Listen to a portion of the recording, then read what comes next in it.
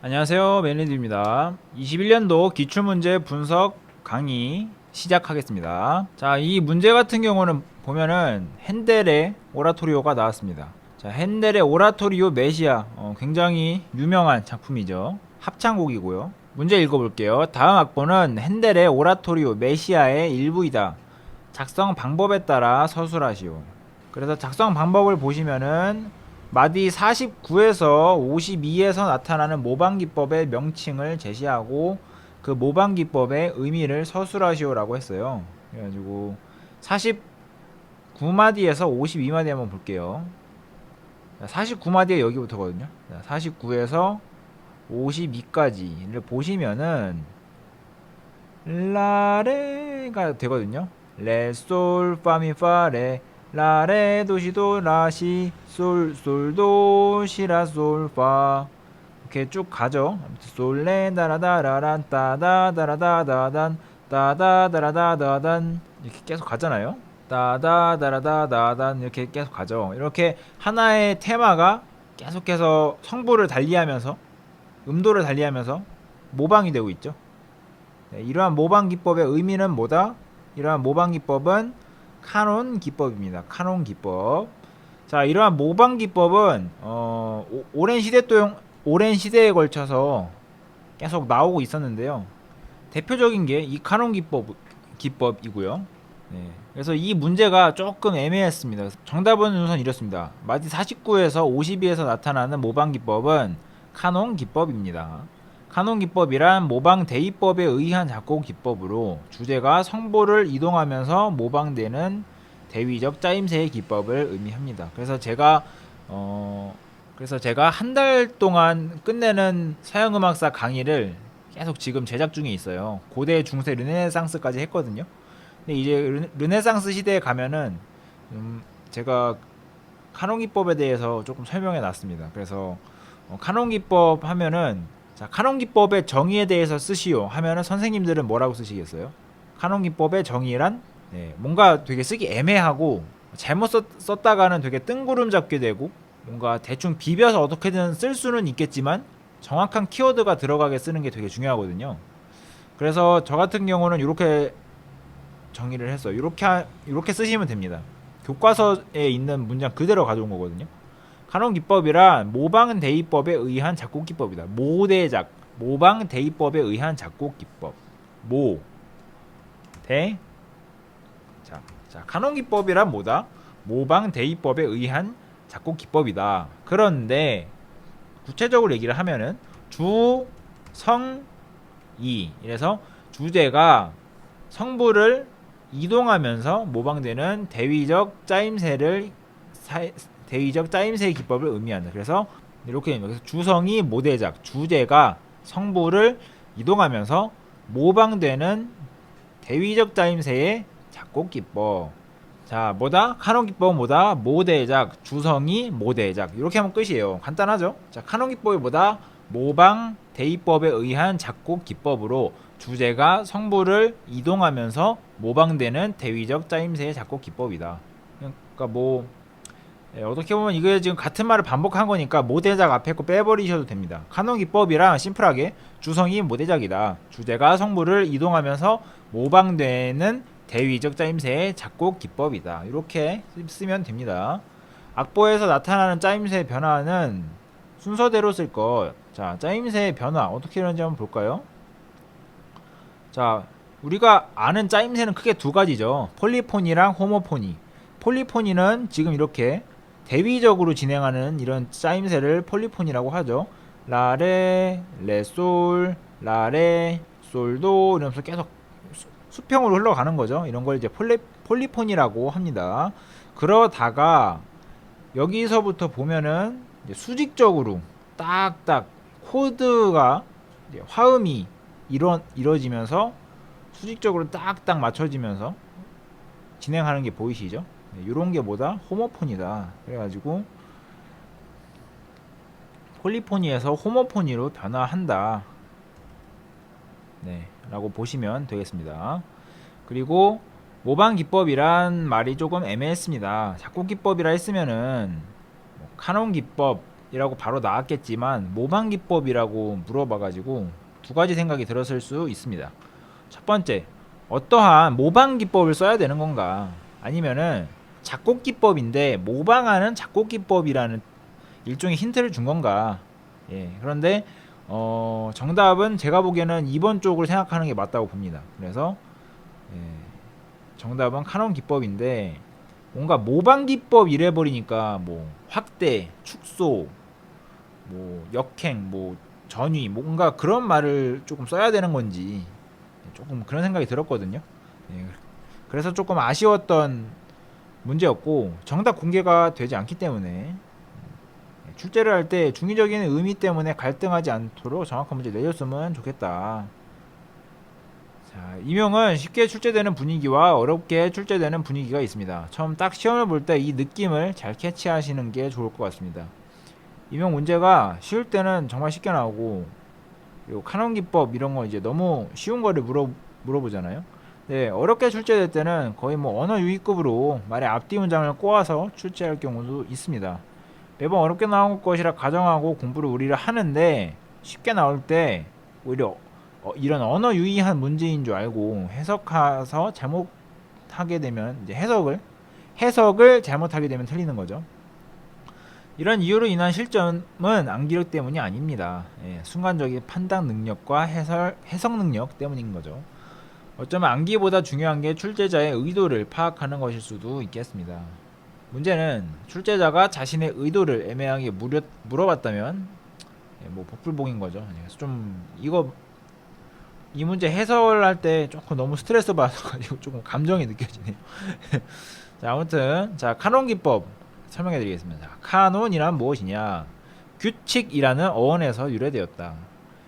캐논 작곡 기법 사용 시 주의해야 될 사항이 있습니다. 첫 번째, 주제의 성격은 흥미롭고 기억하기 쉬워야 한다. 주제적인 소재는 모방되는 성부에도 자연스럽게 이어져야 한다. 대개 앞선 선행 성부와 동일한 박에서 시작한다. 스트레토가 좀 예외적이다.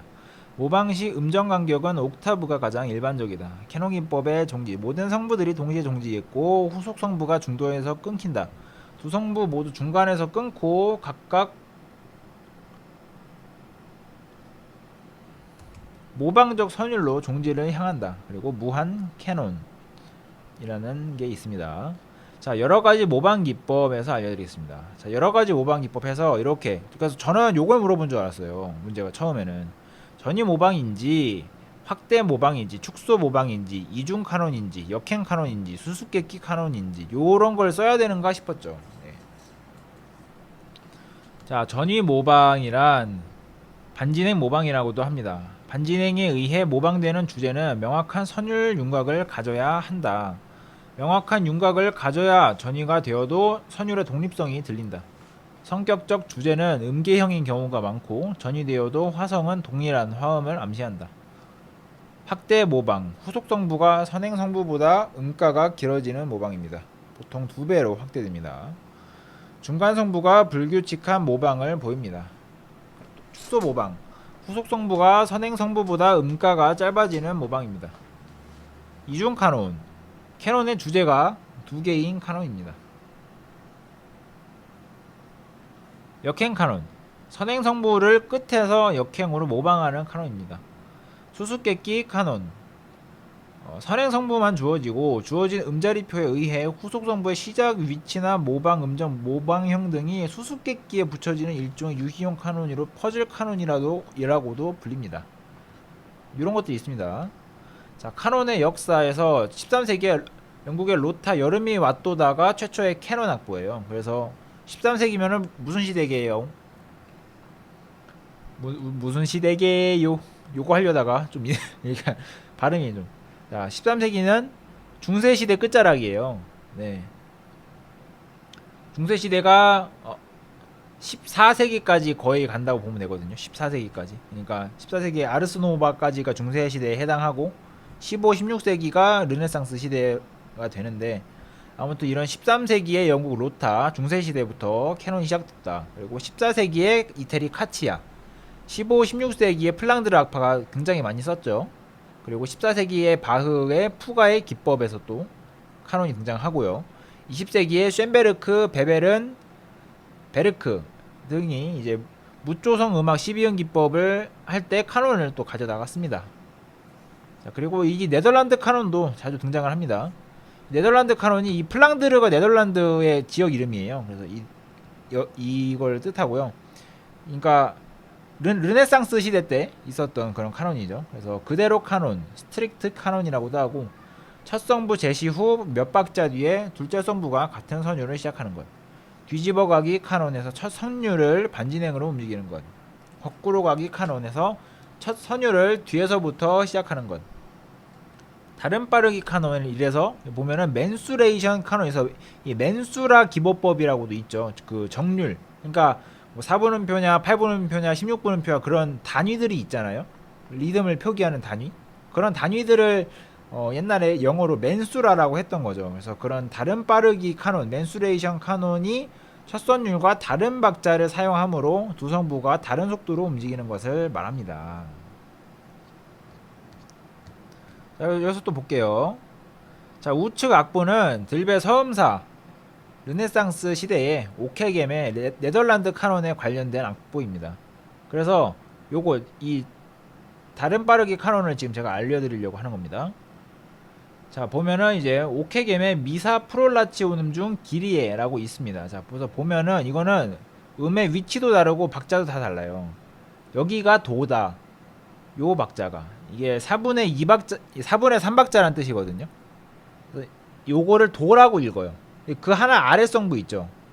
자, 이 아래 성부는 얘를 도라고 읽는 거예요. 그러니까 얘는 4분의 2박자고요. 도레미라고 읽습니다. 그래서 하나는 4분의 3박자로 도를 읽고 도 읽습니다. 하나 둘 셋 해서 도 둘 셋이라고 읽고요. 여기 아래에 있는 성분은 도레미 해서 미를 몇 박자를 한다? 4분의 2박자 미 요렇게 합니다. 그리고 여기도 보면은 자, 이게 C에 살짝 보이지만 점이 찍혀 있어요. 그래서 제일 위를 도라고 있거든요. 도시라 뭐 이렇게 라가 되겠죠. 라 근데 요거는 8분의 6박자예요. 그래서 라 둘 셋 둘 둘 셋 요렇게 읽는다 보시면 되고요. 이거는 또 얘를 도로 읽는 거죠. 그래서 얘는 라시 도 해서 도를 읽는데 3 곱하기 3에서 8분의 9박자예요. 그래서 도 둘 셋 둘 둘 셋 셋 둘 셋 아마 이렇게 요런 식으로 읽는다 라고 보면 되겠습니다.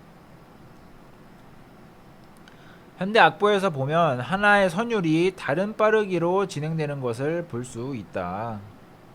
예, 하나의 선율이 다른 빠르기. 자, 다른 빠르기 지칭하는 게 뭐다? 얘와 얘다. 그래서 여기 쓰세요. 이렇게. 자, 동그라미에서 4분의 2박자, 4분의 3박자. 자꾸 그러네요.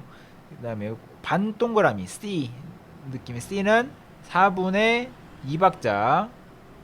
그리고 요거 C하고 점 찍으면은 8분의 6박자.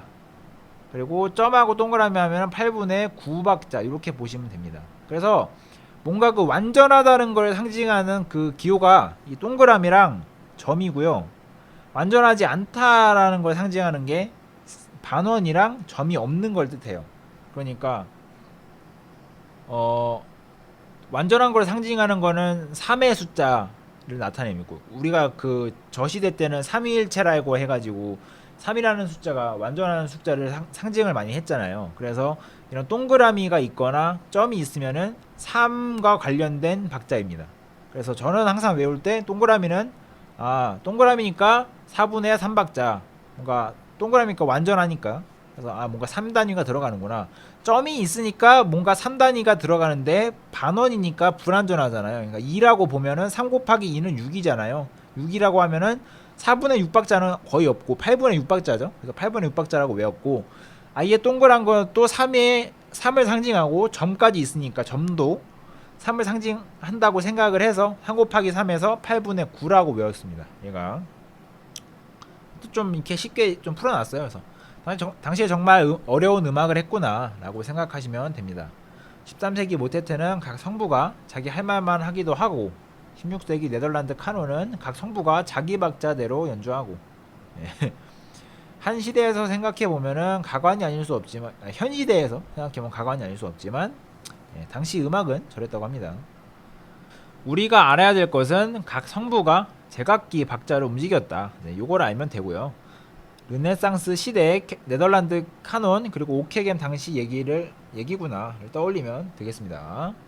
자, 그래서 여기에 이 악보를 그대로 풀어놓은 게 요 아래고요. 자, 그래서 보시면은 자, 요 C가 4분의 2박자랬죠. 그래서 4분의 2박자가 써있고 동그란 거 4분의 3이랬죠. 4분의 3이고 동그란 거 점 하면 8분의 9고 3 곱하기 3 점하고 반원이니까 3 곱하기 2에서 8분의 6이다. 자, 이렇게 나오면 되겠습니다.